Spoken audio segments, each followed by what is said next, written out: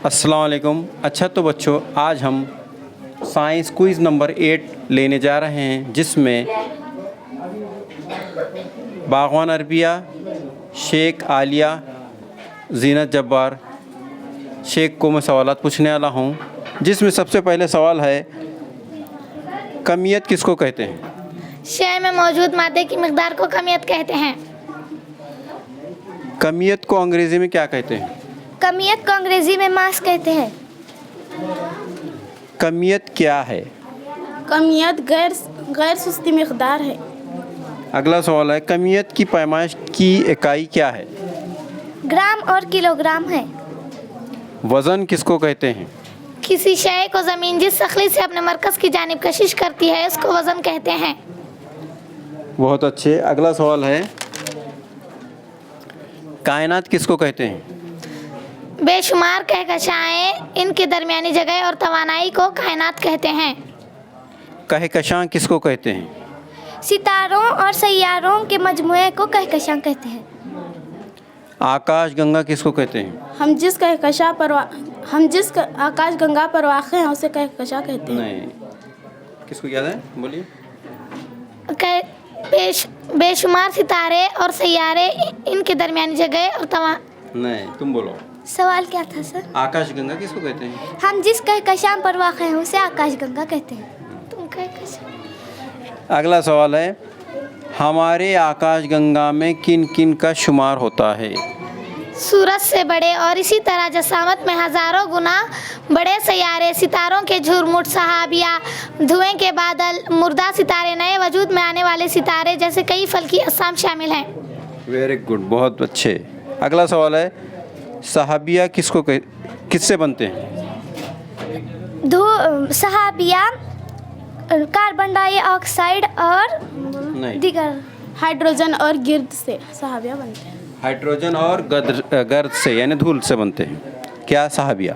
हमारे आकाशगंगा के करीब दूसरी कहकशां कौन सी है? दिव्यानी कहकशां है।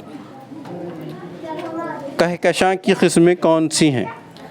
4 हैं, गैर मुनज़्ज़म, नामुकम्मल, पेचदार, बैज़ुई पेचदार।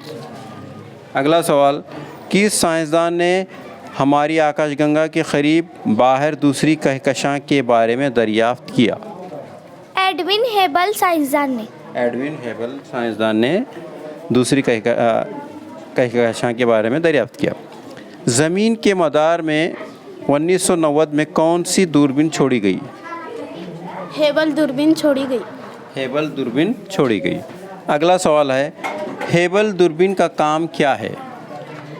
सितारों का पता लगाना और तस्वीरें लेना। शाबाश। आमतौर पर सितारों का दर्जा हरारत कितना होता है? 35 से 50,000 डिग्री सेल्सियस। 3500 डिग्री सेल्सियस से 50,000 डिग्री सेल्सियस के दरमियान होता है। आम सितारों का दर्जा हरारत कितना होता है? 3500 डिग्री सेल्सियस से 50,000 डिग्री सेल्सियस के दरमियान होता है। अगला सवाल है, सितारे अपना रंग किस तरह तब्दील करते हैं? दर्जा हरारत के मुताबिक तब्दील होते हैं। सितारे अपना रंग किस तरह तब्दील करते हैं? दर्जा हरारत के मुताबिक करते हैं। अगला सवाल है, जल थलिये किसे कहते हैं? ऐसे जानवर जो ज़मीन और पानी दोनों पर भी रहते हैं, मसलन मगरमच्छ, मेंढक वगैरह। क्या है ये? जल थलिये कहलाते हैं। अगला सवाल है, तवाफ़िक किसे कहते हैं और तवाफ़िक को अंग्रेज़ी में क्या कहते हैं? हर जानदार जिस माहौल में रहता है उससे मुताबिकत कायम करने के लिए जिस्मानी आज़ा और वक्त के साथ साथ होने वाली तब्दीली को तवाफ़िक कहते हैं और तवाफ़िक को अंग्रेज़ी में एडेप्टेशन कहते हैं। वेरी गुड, शाबाश। अगला सवाल है, आबी नबातात के नाम बताओ। आबी संबल और कमल। आबी नबातात के डंठल पानी में क्यों तैरते हैं? क्योंकि वो नर्म, खोखले और लचकदार होते हैं, इसलिए तैरते हैं। अच्छी बात। अरावी और कंवल के पत्तों की सतह से पानी क्यों फिसल जाता है? क्योंकि उनकी सतह के ऊपर मोमी तह होती है। मोम जैसी पतली तह होती है, जिस वजह से क्या है, पानी उस पर गिरने पर क्या है, फिसल जाता है। कौन से पौधों की जड़ें पानी की तलाश में ज़मीन के अंदर खूब गहराई तक जाती हैं? रेगिस्तानी पौधों की जड़ें, जैसे नागफनी। क्योंकि रेगिस्तान में क्या है, पानी का जो स्तर होता है सतह जो रहती है बहुत नीचे रहती है, इसलिए वो जड़ें क्या है लास्ट तक जहाँ है पानी वहाँ तक जाती है। कौन सा है? नागफनी मिसाल उसकी। अगला सवाल है, रेगिस्तानी इलाकों के तवाफिक को अंग्रेज़ी में क्या कहते हैं? Adaptation in desert plants. शाबाश। आबी नबातात में तवाफिक को अंग्रेज़ी में क्या कहते हैं? Adaptation in aquatic plants. आबी यानी एक्वेटिक, हाँ ठीक है। अगला है, बर्फ़ानी इलाकों में नबातात की तवाफिक को अंग्रेज़ी में क्या कहते हैं? Adaptation in snowy regions plant. अगला सवाल है, बर्फ़ानी इलाकों में नबातात की मिसालें? सनोबर और देवदार। रेगिस्तानी इलाकों के हैवानों की जिल्द कैसी होती है?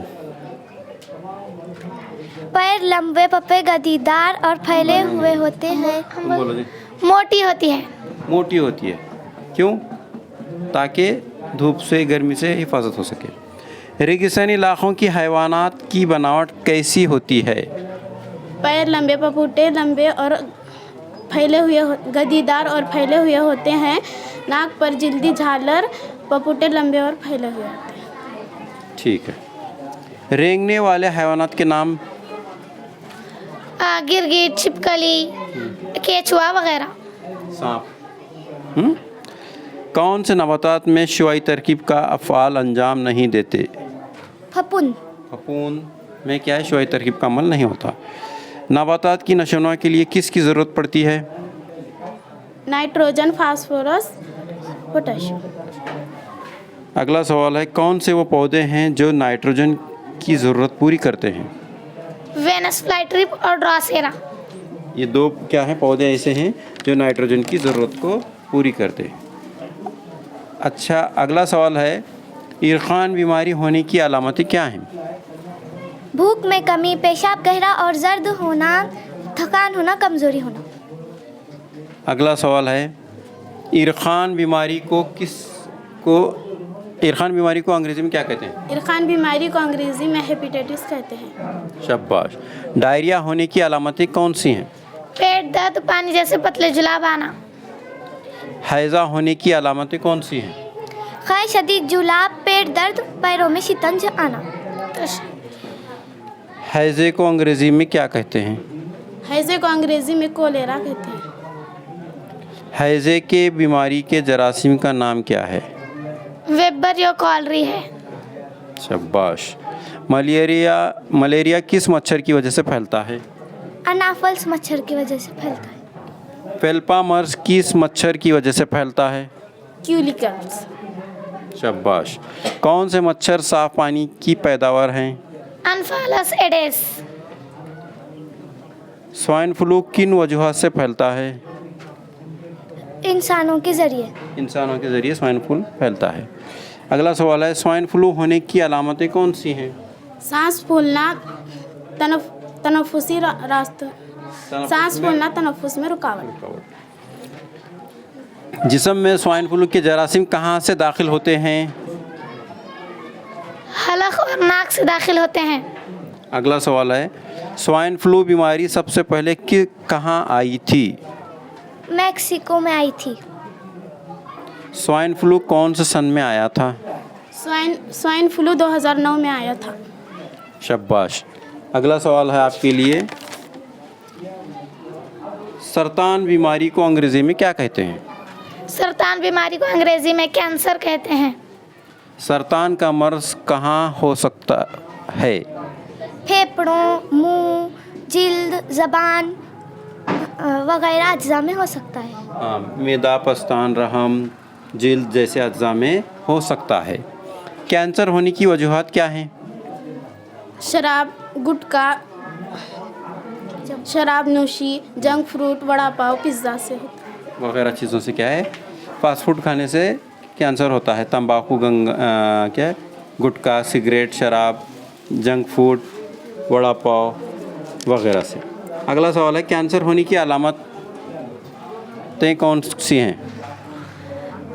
बहुत दिनों तक खांसी रहना, निगलने में तकलीफ़, इलाज के बावजूद ज़ख्म या सूजन का कम ना होना, वज़न में बहुत ज़्यादा इजाफा होना, वज़न कम ना होना। शाबाश, वेरी गुड। डायबिटीज़ को उर्दू में क्या कहते हैं? ज़ियाबतीस कहते हैं। ज़ियाबतीस कहते हैं। अगला सवाल है, शुगर कब होता है? जब खून में इंसुलिन की कमी होती है। तब शुगर होता है। अगला सवाल है,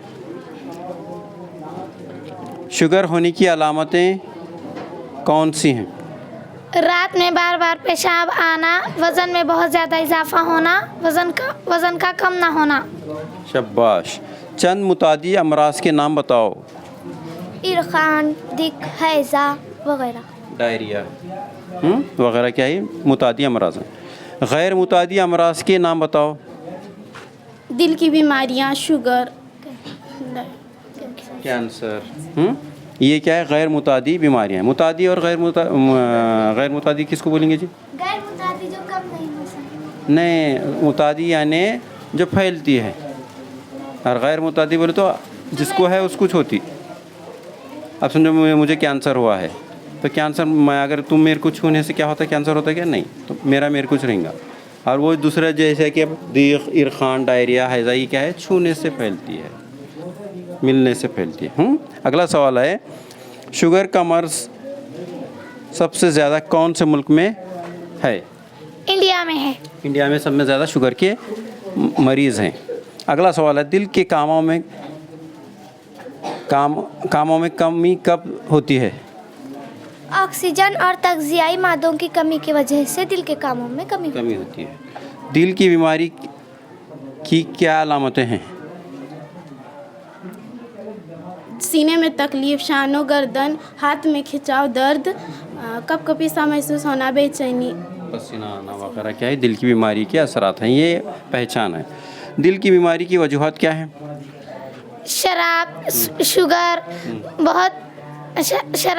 शुगर, ज़हनी तनाव, जिस्मानी मेहनत की कमी, वर्जिश की कमी, शराब नोशी वगैरह। मुसलसल बैठकर काम करना, ज़हनी तनाव, शराब नोशी वगैरह क्या है? ये दिल की बीमारी की वजूहात हैं। यानी एक जगह बैठना नहीं, हलचल हर करते रहना। एंटीबायोटिक के ज़्यादा इस्तेमाल से क्या अमराज होते हैं? पेट दर्द, पतले जुलाब, ज़ुबान पर सफ़ेद धब्बे होना, जिस्म पर चुमटियाँ होना। अगला सवाल है, बैनुल-अक़वामी सेहत दिन कब मनाया जाता है? बैनुल-अक़वामी यौम सेहत दिन 7 अप्रैल को मनाया जाता है। अगला सवाल है, बैनुल-अक़वामी यौम क़ल्ब दिन कब मनाया जाता है? क़ल्ब यानी दिल। बैनुल-अक़वामी यौम क़ल्ब दिन 29 सितंबर को मनाया जाता है। शाबाश। अगला सवाल है, बैनुल-अक़वामी यौम शुगर दिन कब मनाया जाता है? 14 नवंबर को मनाया जाता है। शाबाश। अगला सवाल है, एक वक्त दिया हुआ खून कितने मरीज़ों को दिया जा सकता है? 3 मरीज़ों को दिया जा सकता है। अगला सवाल है, साल में कितने मरतबा खून दे सकते हैं? साल में 4 मरतबा खून दे सकते हैं। अगला सवाल है, जमूद को अंग्रेज़ी में क्या कहते हैं? जमूद को अंग्रेज़ी में इनर्शिया कहते हैं। दबाव को अंग्रेज़ी में क्या कहते हैं? दबाव को अंग्रेज़ी में प्रेशर कहते हैं। फ़िज़ाई दबाव को अंग्रेज़ी में क्या कहते हैं? एटमॉस्फेरिक प्रेशर कहते हैं। शय की कमियत से क़ुव्वत उछाल ज़्यादा हो तो शय डैश है? तैरती है। शय की कमियत क़ुव्वत उछाल से ज़्यादा हो तो शय डैश है? डूबती है।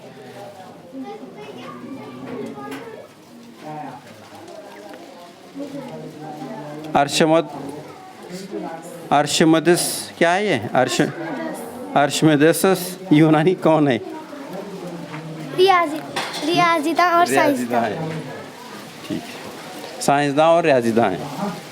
अगला सवाल है, पाए की दरियाफ्त किसने की? अर्शमेदस ने की। अगला सवाल है, अर्शमेदस को किस में शोहरत मिली थी? इल्म इंसा और टेक्नोलॉजी में। जोहरी नज़रिया किसने पेश किया? डाल्टन साइंसदान ने। शाबाश। डाल्टन साइंसदान कहाँ के रहने वाले थे? डाल्टन साइंसदान बरतानिया के रहने वाले थे। अगला सवाल है, ऑक्सीजन का ज़ाब्ता क्या है? O2। O2 है। हेलियम का ज़ाब्ता क्या है? हीलियम का ज़ाब्ता He। हाइड्रोजन का ज़ाब्ता क्या है? हाइड्रोजन का ज़ाब्ता H2 है। अमोनिया का ज़ाब्ता क्या है? NH3 है। नाइट्रोजन का ज़ाब्ता क्या है? नाइट्रोजन का ज़ाब्ता N2।